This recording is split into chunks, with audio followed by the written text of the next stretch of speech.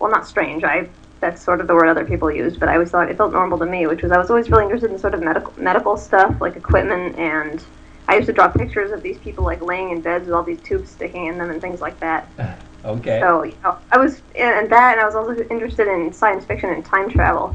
And for a long time when I was younger, I was like, oh, I'm going to build a time machine someday so I can see the future. And then eventually it dawned on me, wait a minute, if you just manage to live long enough, you don't need a time machine. And it's probably a lot more realistic to try that out.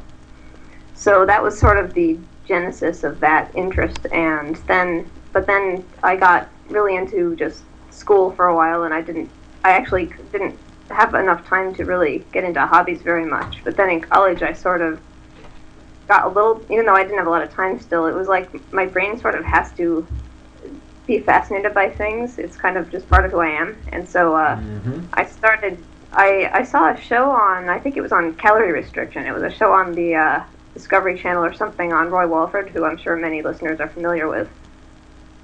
You know what I'm talking about, right? Oh, yes. Yeah. Certainly. Yes, and so I saw that show, and I was just like, wow, that is the coolest thing ever. And that sort of reignited my interest. I was like, well, what else can they do? What's going on? Because I just never heard about this stuff anywhere, usually. I very rarely saw anything on what was going on in longevity science. I just always heard of, okay, well, old people get arthritis and heart disease, and then they die. And I was thinking, well, what else is there? I mean, what's plan B? So, or is there any alternative? Sure. That sort of thing that's going on research-wise. And so I just got really curious about what was going on. And it was fascinating from just a scientific standpoint, and also just from the standpoint of, it always kind of just made sense to me that if medicine's purpose is to keep people alive, it shouldn't matter how old they are. It's just basic common sense. So, by definition, if you have effective medicine, it doesn't, if somebody dies, that means it failed. That's what I'm in total. That's sort of the way I see it. That's the way I see it as well.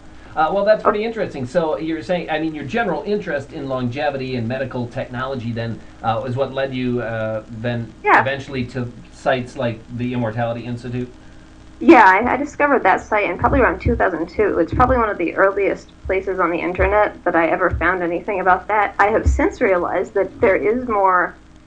You can find discussions of this kind of thing in more, I guess, say mainstream settings, but they're also more academic, and that stuff isn't easily accessible to the general public. So in a way, the Immortality Institute was sort of a gateway into that other stuff in many respects as well, because it was, okay, well, here's some people who are at least interested in this stuff.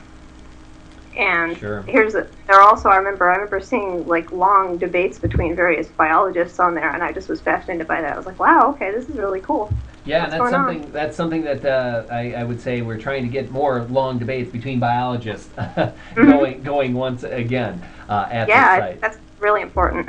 Yeah, I think, thank you. I know it is very important, so we're certainly working on that all the time. Now, you did mention your interest in longevity and health science and medical technology, and you mentioned caloric restriction. Now, how about yourself personally?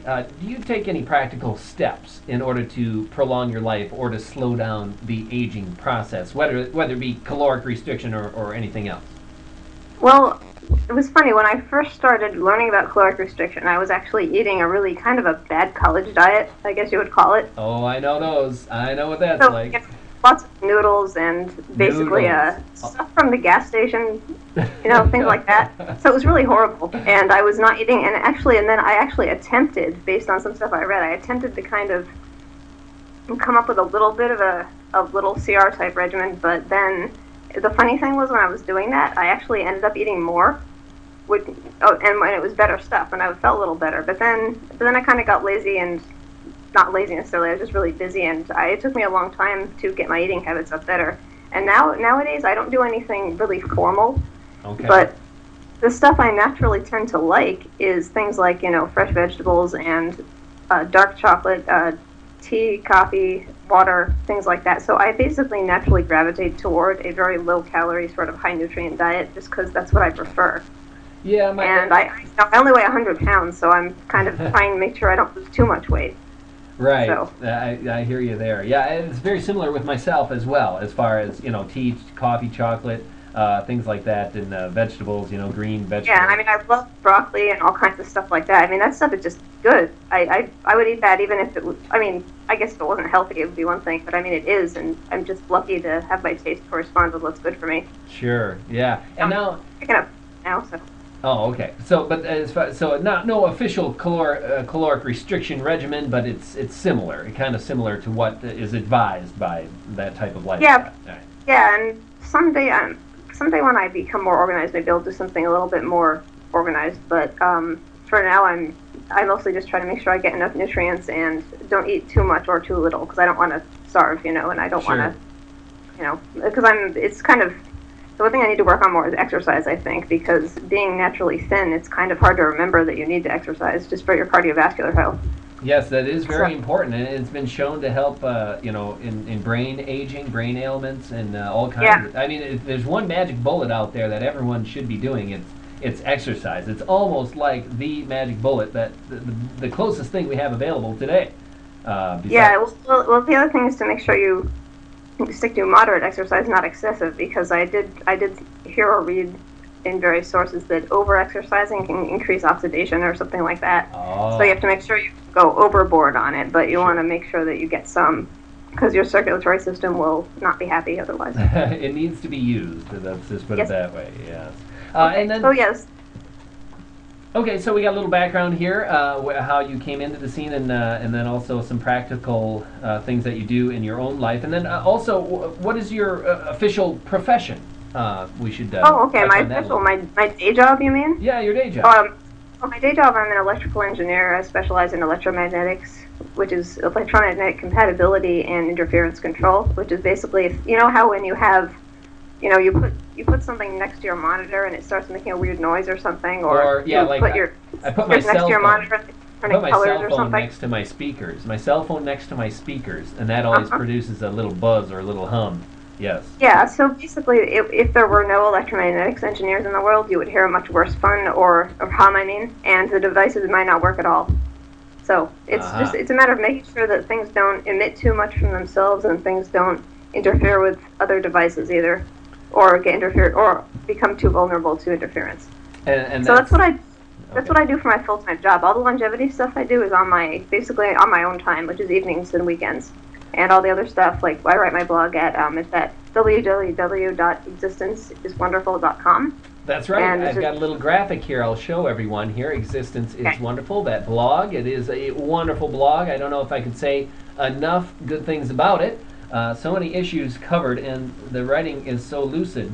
I think it. I mean, I should spend more time at your blog. You um, might be. It's kind of gotten more eclectic. Do you want me to explain how I started the blog? sure. Yeah. Go right ahead.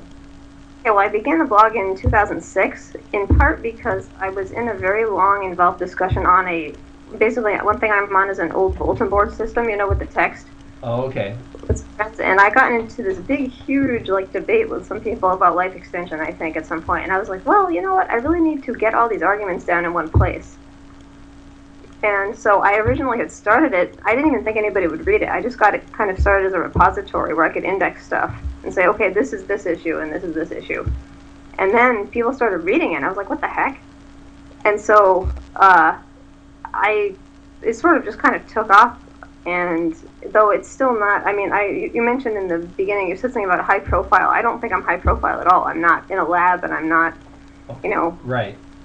lecture circuit or anything like that, and I'm not a professional biologist or anything, but I'm just an interested layperson, I guess. And so most of what I do is behind the scenes, but I still think it's important for lay people to have kind of a voice and also educate ourselves when we're not even outside our jobs. Well, So it that's what I'm is. kind of. Yeah, it is very important. That's for sure. And I noticed. Now I don't know if you can address this in detail right now, but one of the more interesting headline or titles of one of your blog posts was about genetic diversity, and I believe it might have touched on having designer babies and such issues such as that. And That's an issue I've taken up on. several occasions. What's your basic position behind that? The basic logic as to why society should not fear genetic diversity?